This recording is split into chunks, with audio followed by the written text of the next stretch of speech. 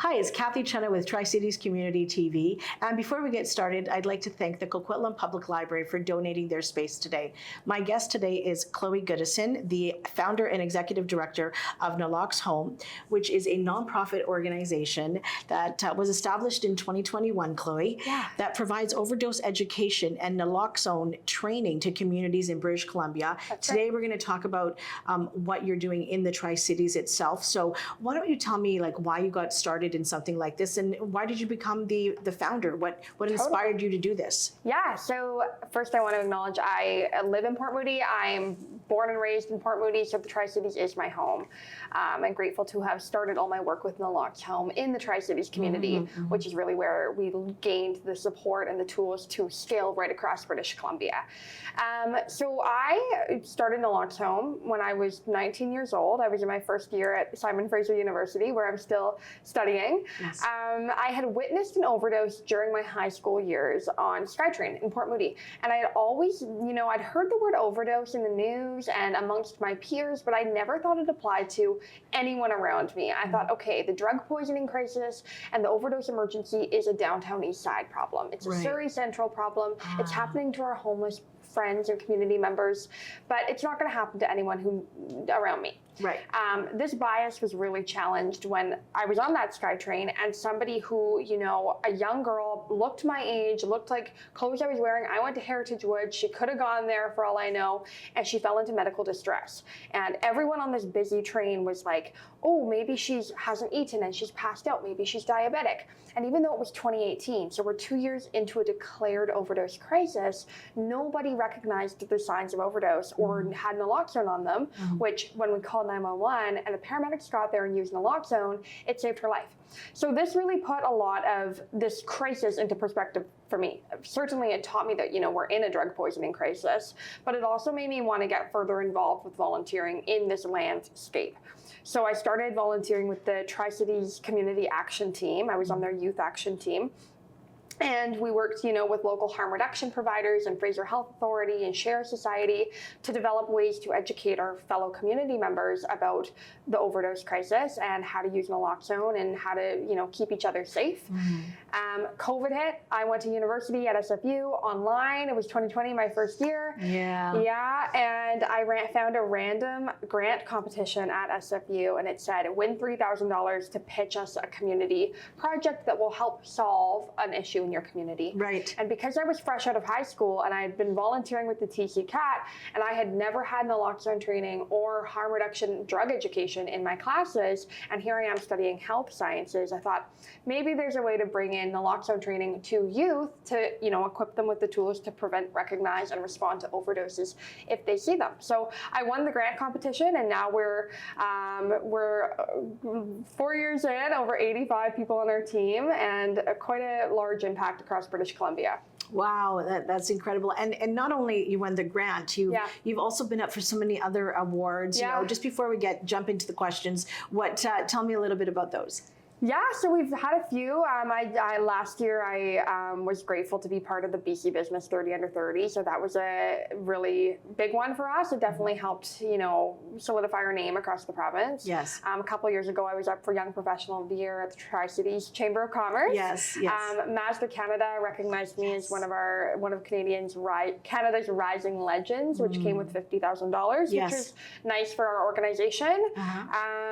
There's been a couple through SFU. To really just celebrating the work of youth leadership and the trailblazing that not just myself but my whole team is doing in the harm reduction landscape. Right. And then this year we're actually up for Nonprofit of the Year. We're a finalist with the Chamber of Commerce. Oh, fantastic! Yeah. So all this because you saw someone overdose on SkyTrain. Yeah, and I mean, I can. That's a story I tell to kind of put it in perspective. Yeah. I've always had a true passion for preventative health, public health, and finding ways to promote health amongst our peers. educators in a peer-to-peer format.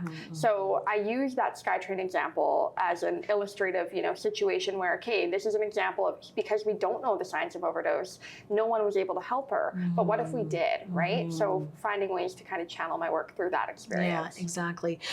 How do you think that your work specifically has impacted the Tri-Cities community? Yeah, so I mean, we're right here in the Tri-Cities. Our team meetings are all right here at the Coquitlam Public Library.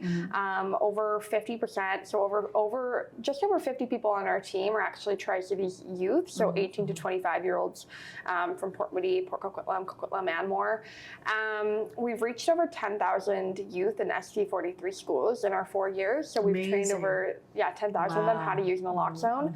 We look at that like that's 10,000 more young people in the Tri-Cities who are able to reverse an opioid overdose if they were to see one.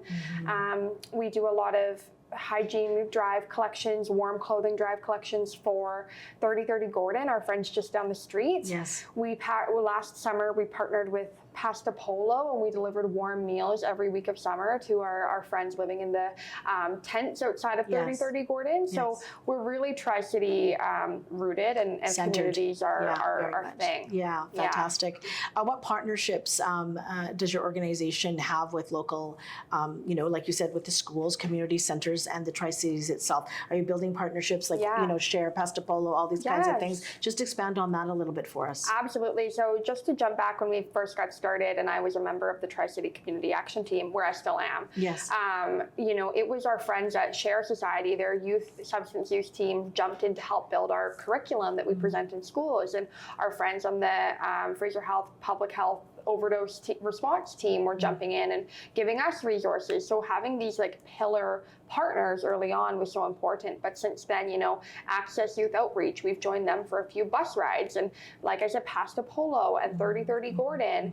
And then the school districts have been so critical, building their trust and proving our success within SD43. Really is what helped us expand into other school districts too, because we were building a good connection with our local school district.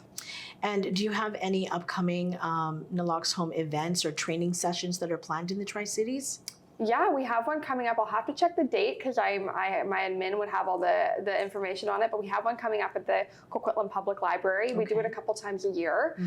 We do pop-ins at the different youth centers in the Tri-Cities too. So local youth can get their naloxone training from us on more of a pop-in, drop-in basis. And that's more like so. I'm just looking at this as because I don't know too much about it, right? But I'm going to say, how we go to those places where we learn how to do CPR, right? Okay, so.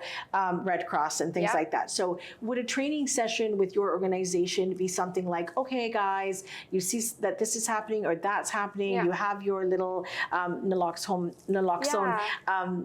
I don't want to call it a gadget, but it's like in a zippered pouch and everything's in there kit, and all that. The kit, thank you.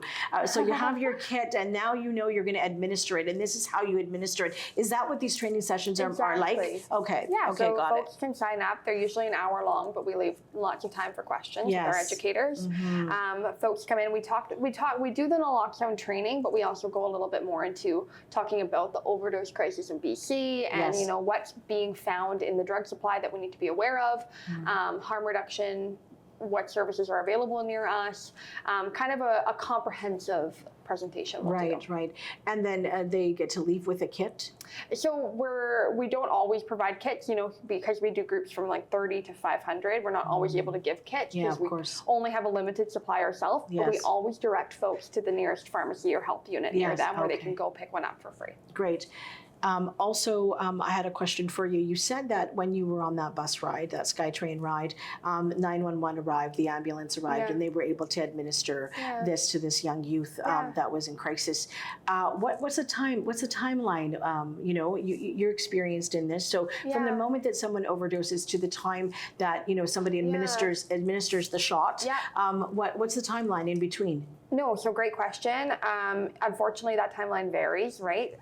Part of the issue we're seeing in British Columbia is because of the stigma that surrounds the drug supply and people who use drugs, so many people are dying alone. So in that case, there's no timeline. They're using their drug. No one's able to help them. They overdose, and unfortunately, they die a lot of the time. If somebody is responding to an overdose and has naloxone, you can inject it right away. It's a very quick, like 2 minutes to 3 minutes, 2 minutes to 5 minutes, we say it should kick in within the body. But, you know, we always say call 911 right away. So whenever they get there, they're the experts. But if you have the naloxone, inject it in the meantime. And the beauty of naloxone is that if somebody's displaying signs of an overdose and it's actually not an overdose that they're experiencing, naloxone is neutral. So if you use it, nothing bad will happen. Okay, good. I think at one point the province had a program in place where you downloaded an app and you were able to, they were encouraging people that if you were going to do drugs, because there's no way to eliminate this right now. If you were going to do drugs, either do it with a buddy. Yeah. Inject yourself and then wait for a moment and the person's watching you and stuff. So you have a buddy system going. I understand that there was also an app of sorts where like you would be going onto the app, letting people know that are out there that you are going to be injecting. They know where you are. It's kind of like the safe way to do it in some way, that if something happens and they're reaching back out to you and you don't respond, then they know something happened. Can you share a little bit about that? Yeah, there's a couple of apps actually.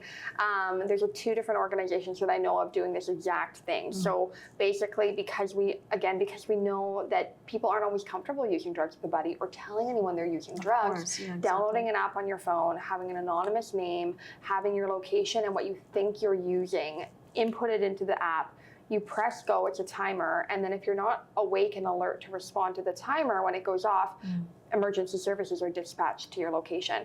So this has saved lots of lives in British Columbia. I don't have the exact number, but Brave Technology Co-op and then Lifeguard Digital Health are both doing awesome work in this space. Okay, great. Now, how can municipal governments, Port Moody, Coquitlam, Port Coquitlam, better support overdose education and prevention? Yeah, so NaloxHome is always looking to and always open to hosting community sessions. Coquitlam's been fantastic in having us at the library and in the rec centers, and Port Moody's had us in a couple times to their youth centers, as had Port Coquitlam.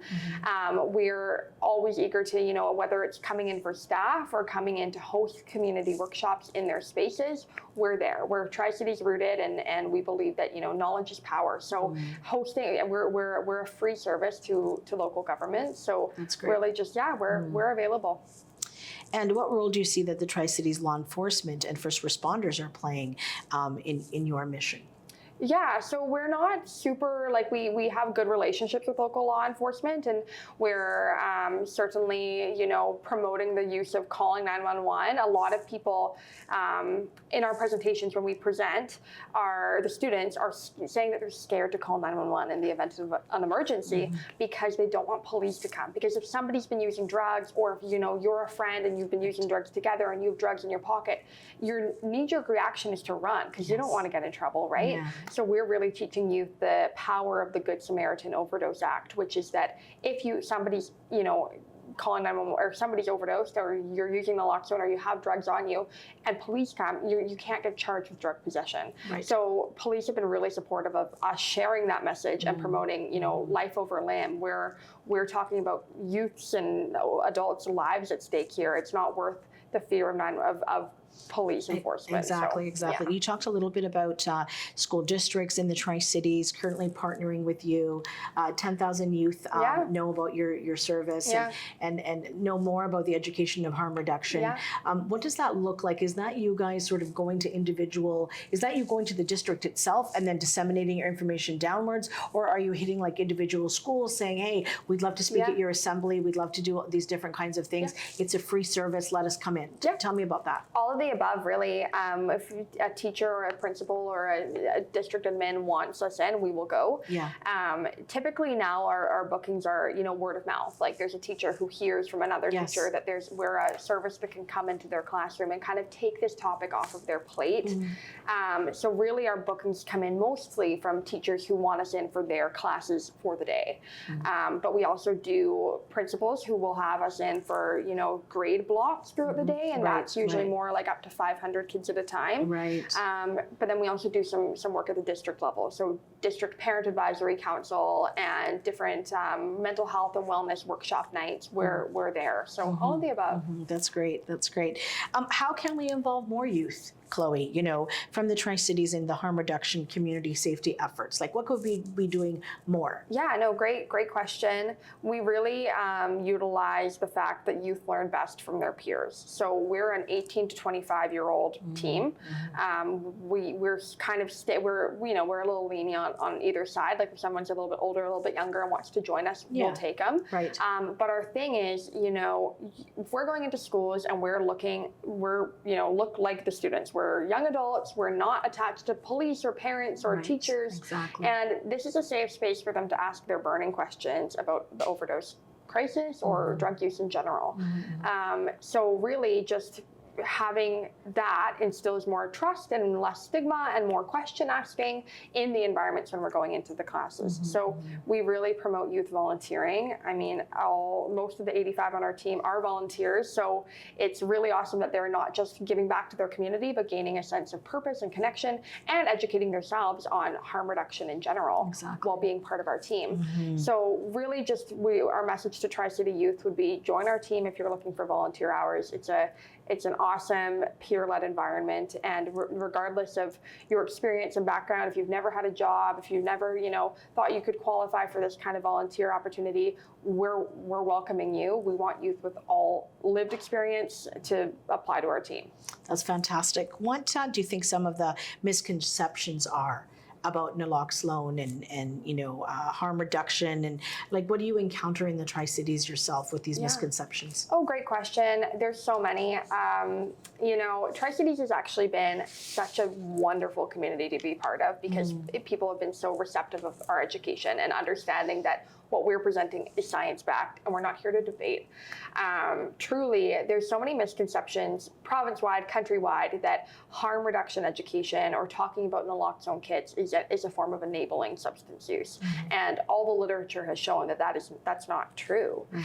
Giving youth the tools to prevent overdoses is not going to increase any sort of drug use amongst them. It's the same as sexual health. If we're teaching youth, sex education at schools, it's not leading to more adverse outcomes, right? Right.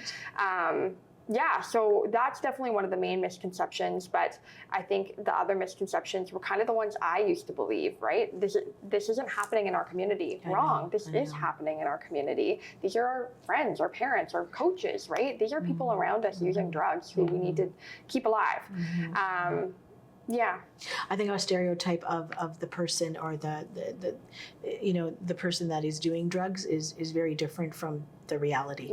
Like I've heard of top executives, C-suite managers, like, it isn't just our downtown east side, people and our homeless friends that are using, a lot of people could be using. Totally. What can the residents of the Tri-Cities do to support and spread awareness when it comes to this? Absolutely. So there's a really quick website called naloxonetraining.com. It's a 10-minute training module. Okay. You can leave with a naloxone training certificate. And sometimes you don't need one of those to go pick up a naloxone kit, but sometimes that's if you're not quite sure how to use it or you want a little bit more information, you can pick that up. Pick up a naloxone kit, go into your local health unit, pharmacy, Access Youth Outreach supplies them, Tri-Cities Community Action Team. Message us on Instagram. We will get you a naloxone kit. They're life-saving and they're free and they're ready to pick up. And then really just, if you are interested in learning more about NaloxHome Society, we have our upcoming annual general meeting on April 26th at Coquitlam City Hall. We also have a very active Instagram account, a website we keep up to date, and we're always looking for new supporters. So we're here for education, and if you are able to support us at any step in the way, you can visit our website. So eventually you're going to graduate from SFU, Chloe, and you're going to do a lot of different things, but what are your goals that you have for the society that you created? Yeah, absolutely. So I definitely wouldn't have guessed during my undergraduate experience that I'd be the executive director of a charity, but here we are. I'm sorry. You're all good. I do look into the future. I don't know this is my last year of school, and I'm lucky enough that I can graduate and keep working this full time and until I either do more school or who knows what's next.